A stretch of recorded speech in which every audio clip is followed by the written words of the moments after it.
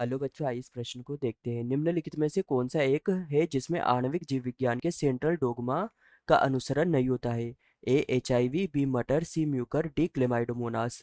तो यहाँ पर हमें बताना है कि वह कौन सा जीव विज्ञान का जीव है जो सेंट्रल डोग्मा का अनुसरण नहीं करता है। तो यहाँ पर प्रश्न को देखते हुए हमारी मुख्य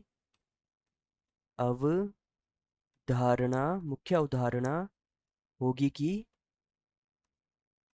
सेंट्रल सेंट्रल डोग्मा क्या है, क्या है।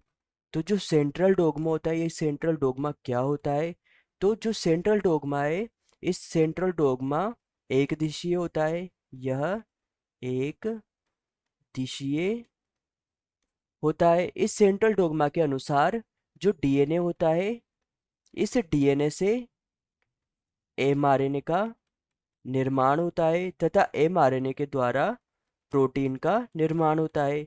यहाँ पर जो डीएनए से आर एमआरएनए के बनने की प्रक्रिया है, इसको ट्रांसक्रिप्शन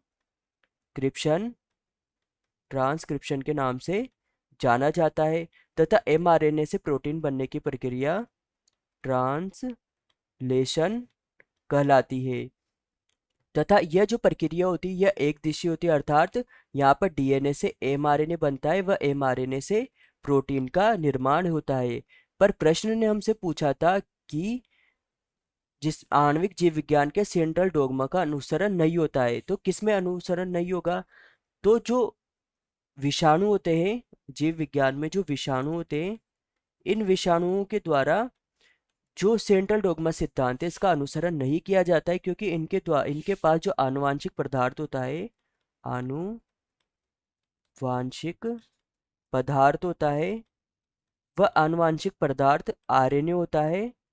तथा इनके द्वारा जो आरएनए होता है, इस आरएनए के द्वारा डीएनए का निर्माण किया जाता है, ना कि तो तथा यहाँ पर जो आरएनए से डीएनए का निर्माण होता है, तो जो यह प्रक्रिया होती है, इस प्रक्रिया को रिवर्स ट्रांसक्रिप्शन ट्रांसक्रिप्शन के नाम से जाना जाता है, ना कि यहाँ पर डीएनए से आरएनए का निर्माण हो रहा है। तो इस प्रकार से जो विषाणु है, ये सेंट्रल डोग्मा का अनुसरण नहीं करता है। तो यहाँ पर प्रश्न ने हमसे पूछा था कि एक जिसमें आणविक जीव विज्ञान के सेंट्रल डोग्मा का अनुसरण नहीं होता है, तो ये है एचआईवी। तो जो एचआईवी होता है, इसका पूरा नाम ह्यूमन इम्यूनो डिफिशियंसी सिंड्रोम होता है, वायरस सिंड्रोम होता है। तो जो ये एचआईवी होता है, यह एक विषाणु है, यह एक विषाणु होता है। तथा जो ये विषाणु है, इसके द्वारा इस सेंट्रल डोग्मा का अनुसरण नहीं होता है। तो यह हो जाएगा हमारा सही उत्तर, बी मटर। तो जो मटर है, ये एक एंजियोस्पर्म है और इसके द्वारा सेंट्रल डोग्मा का अनुसरण किया जाता है। तो यह हो जाएगा गलत। सी है म्यूकर। तो म्यूकर एक फंजाइए फंजाइए अर्थात यह एक कवक है। इसके द्वारा भी जो सेंट्रल डोग्मा है, इसका अनुसरण किया जाता है। तो यह भी हो जाएगा गलत। डी है क्लेमाइडोमोनास। तो क्लेमाइडोमोनास शैवाल होते हैं तथा इनके द्वारा भी इसका अनुसरण किया जाता है। तो यह भी हो जाएगा गलत। तो यहाँ पर हमारा प्रमुख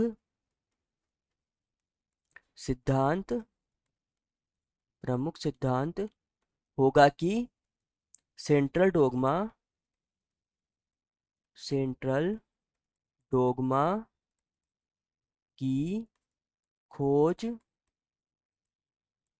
क्रिक नामक वैज्ञानिक वैज्ञानिक ने की।